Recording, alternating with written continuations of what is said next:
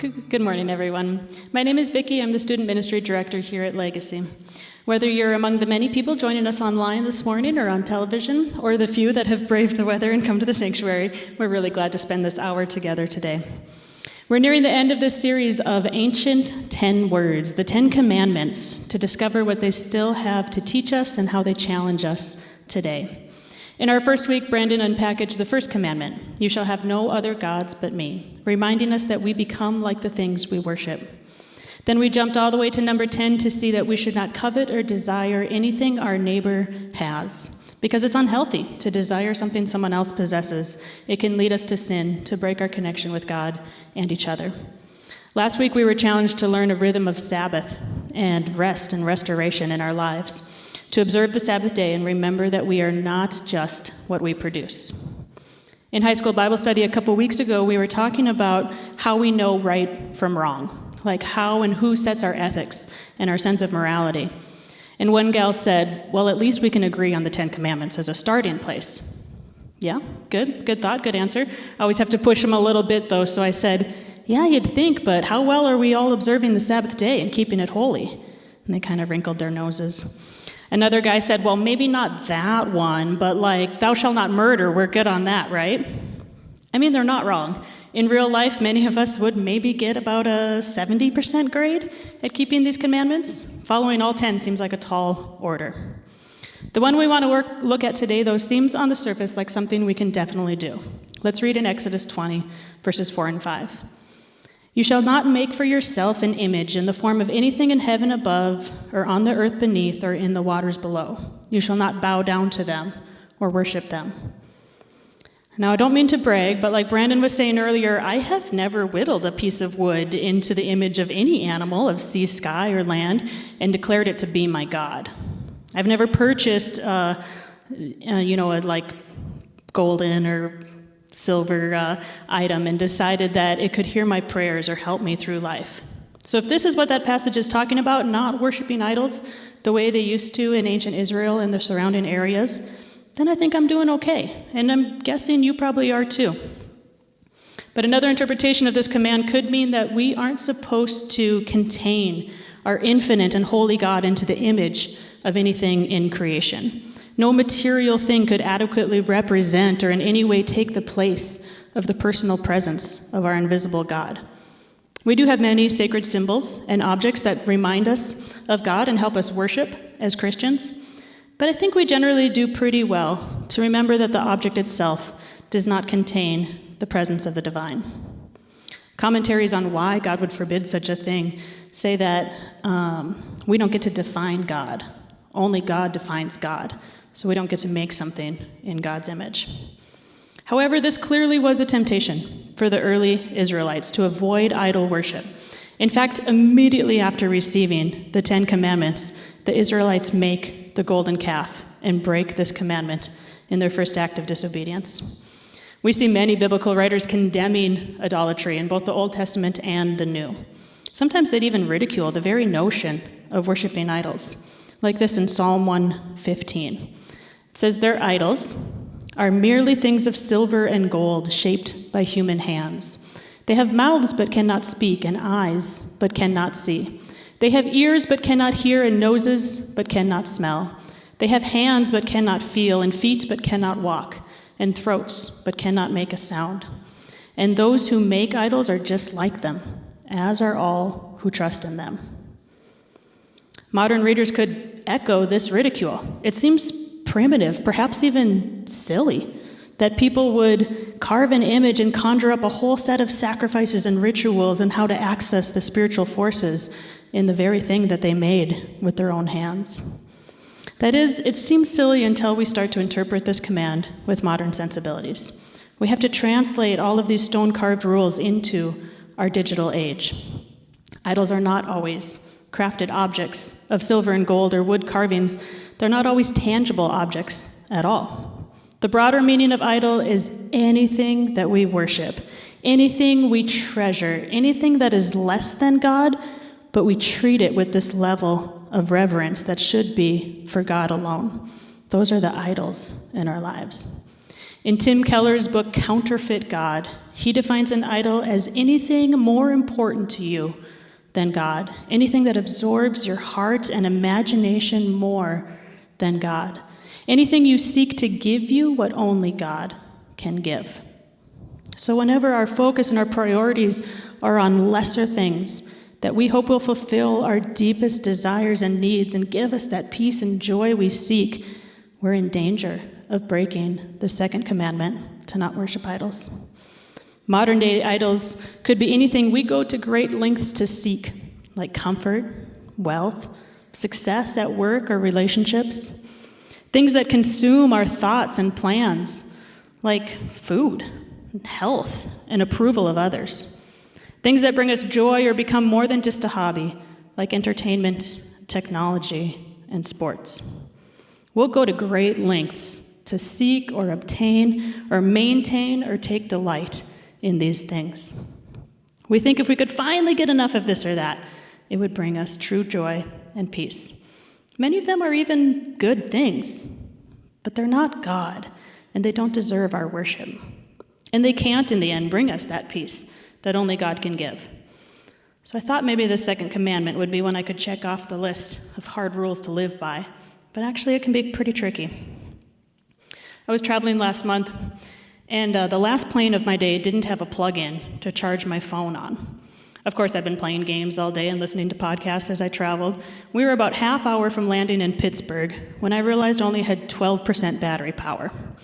And the panic and anxiety that began in me was swift and surprisingly big. Brandon taught us last week the word nomophobia, the fear of being without your cell phone. I didn't think I usually suffered from that, but that day, flying with a dying phone, I felt it. I realized that my whole plan for getting to my rental house depended on my phone working. I was going to call an Uber. The address was saved in my notes. I was depending on the map on my phone to reassure me that the driver was not driving into the woods to kill me, but was in fact going to the rental house. And if he wasn't, my only recourse was to use that phone to call for help. My anxiety was compounded by the fact that it was about 11:30 at night when we were getting in to this city I'd never been to before. So I was trying to troubleshoot, problem solve this dilemma, and all of the solutions I could think of also depended on using a phone. Like I couldn't come up with anything that didn't need the cell phone. And two things crossed my mind as I thought about this. One, how did people actually do things before we carried cell phones? Like I can't picture how travel worked before we had these tools in our pockets. And two, do I trust my phone as a means of security more than I trust God? This thought convicted me a bit because it's probably true. I do depend on my cell phone along with just my own general skills to navigate my day more than I depend on God for the day-to-day things. I tried to brush the conviction aside and reassured myself, like, it's just a logistical reality, right? I can't pray that God will book me an Uber, like I need to use the app. But it's not the logistical things that draw us to worshiping idols. It's the intentions and attitudes of our hearts that reveal true idolatry.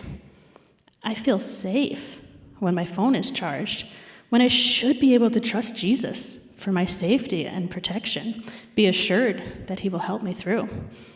I was entertained and occupied that whole travel day by the apps and games and articles on my phone without giving any thought or time or headspace to Jesus or even the other human beings around me.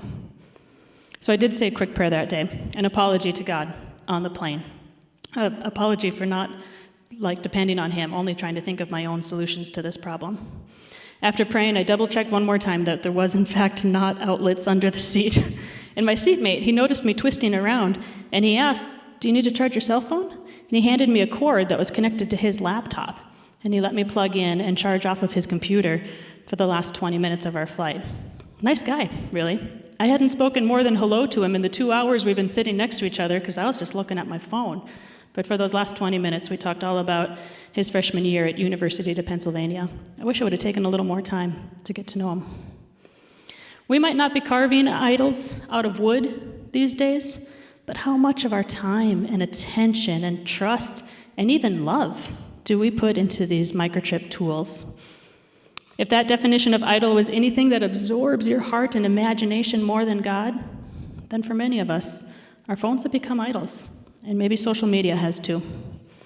We can mock with the writers of Psalms that those ancient idols were deaf and mute and immobile, but we have a modern-day problem when our own techie tools, they in fact do hear and speak and travel with us. Those old statues may have had ears and no hearing, but now, if I mention a product at breakfast, it's going to show up in an ad on Facebook by lunchtime. And they definitely have mouths to speak. Rarely a day goes by without the voice of any number of YouTubers speaking from my kids' iPads. Hey guys, welcome to such and such. Don't forget to smash that subscribe button all day long. Our idols have gotten smarter and stronger, and I think their hold on us has become more insidious. My own screen time tracker says I average 6 hours a day on my phone. Last week, I logged 43 hours. That's like a full-time job using my phone, and nobody's paying me to do it. In fact, I'm paying other people in a couple ways for that time. I hope I'm not the only one with those kind of numbers. I would be embarrassed, but I'd love to take an informal survey later and see where your phone hours are at, if you have your trackers on, or if you're online, maybe share your numbers in the chat.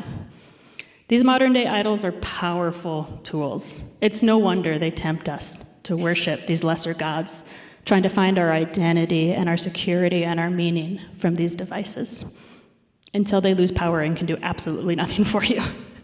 But how can we as Christians obey this second command to not bow down to any idols? I don't think the answer is we have to throw our cell phones away, become Luddites, like rejecting all modern technology. I think the answer comes back to those attitudes and intentions of our hearts. Can you use a tool without worshiping that tool? Can you value a thing without letting it become more valuable to you than God? Can you be entertained or helped or informed by technology without allowing it to be the first or best or most important thing in your day? Realistically, we'll probably never log 43 hours a week in worship to God. But I can place more value, more weight, more importance on this hour that we get to spend together than on the hour that I'll sit playing Candy Crush on my couch later tonight. We can demonstrate with our lives, we can repeat in our hearts and know in our souls that our true identity, our true security, our only purpose and power in life comes from our incredible God, who holds us, helps us, gives us hope and wholeness. Set apart God alone as holy and true in your life so that no other thing that beeps for your attention will be able to dethrone the King of your heart. Over the summer, our kids had a lot of free time this year, and most of it got spent on screens. Watching shows and playing games was their full-time summer job. Sometimes we'll discuss at supper, what was your favorite part of the day? And 9 times out of 10, they would answer the thing that they did off screens that day. So whether they had played outside or played a board game or built Legos or invited a friend over or knocked out all week of their chores in 90 minutes, that ended up being the best part of their day. And I'd always try to point that out to them in like a total mom lecture mode, like, see what fun you can have when you're off your screen? But I want that message to seek into their hearts and my own, that the important stuff in life is not the online stuff. So as parents and grandparents and just adults in church, we have a really big responsibility to lead children in modeling good technology use and using these tools without them becoming idols. It's a difficult task for us adults, and I would argue it's even harder for kids. As most of us know, children and teens, they have low skills in impulse control. Those sections of the brain are still developing. They don't self-regulate well, which makes them really prone to easy addiction. These cell phones, and especially that giant hairball of social media, are the perfect things to entice them towards addiction. That little bump of dopamine you get when you have a positive response to a post, or you beat a level of a game, or you receive a message from a friend, that keeps us coming back again and again. Parents and caring adults try to guide kids in lots of areas of life, and this stuff is no different, the online and technology use things. Except it does sometimes play out a little differently. Maybe because we parents start from a disadvantage when it comes to understanding all the apps and social platforms. We're immigrants to this land. We didn't arrive in cyberverse until after high school or into adulthood. But the kids were native born into this world. They understand it way faster, intuitively. They've never not known how to ask Siri or Google anything they wanted to learn about. I hope our church families are up to date on some of the dangers, the downsides of constant tech and media use for our kids. We know the external dangers of inappropriate contact and dangerous people and cyberbullying and the excessive amount of advertisements and media they consume. We know the internal dangers, that students have an elevated risk of anxiety and depression and loneliness, unhealthy lifestyles, and sleep disruptions. I'm sure our families are doing all they can to mitigate some of those dangers. There's plenty of lists, you can find them online, of all the best practices of how to keep our kids safe. Really practical things like charge all your devices in a central room so no one's taking a phone to bed with them where it's going to beep and wake them up. Or set downtime and app limits so the thing just shuts itself off after a certain number of hours. Make family meals a tech-free table and find other times in the week where you're off screen together. And then all the privacy stuff of making sure your settings are on and your location tracking is off. Make sure your kids know better than to share personal information online. All those practical things. I'm really glad they're teaching all of that in schools now. Elementary and middle schools have full classes just on safety online, which is really nice. It's not just the parents nagging kids all day long. Those are good things to try to maintain appropriate boundaries. There's plenty more suggestions like them. But I want to suggest, while the boundaries are necessary, they're not the total solution. Whatever parents use to monitor online activity, whatever rules and time limits we set, whatever apps we pay for to make sure our other apps are not getting into inappropriate things, it's never going to be enough to fully keep your kids safe. I'm quite sure that you are never going to be able to outsmart your teens in tech espionage. This is their world. They will always find a way around your rule. On top of all of our best efforts to monitor and limit use, we have to constantly be helping our children become responsible and tech consumers on their own, teaching them the skills to self-monitor, to make good choices, to report when necessary, and choose for themselves what is good and what is bad online behavior. Because we just can't oversee every click and see what they're doing on all of their apps. But we can, with God's best, we can help disciple their hearts towards their better selves. Eventually, we have to trust them to do it on their own. So I guess if you still have kids in the house, for now, trust, but go ahead and verify too.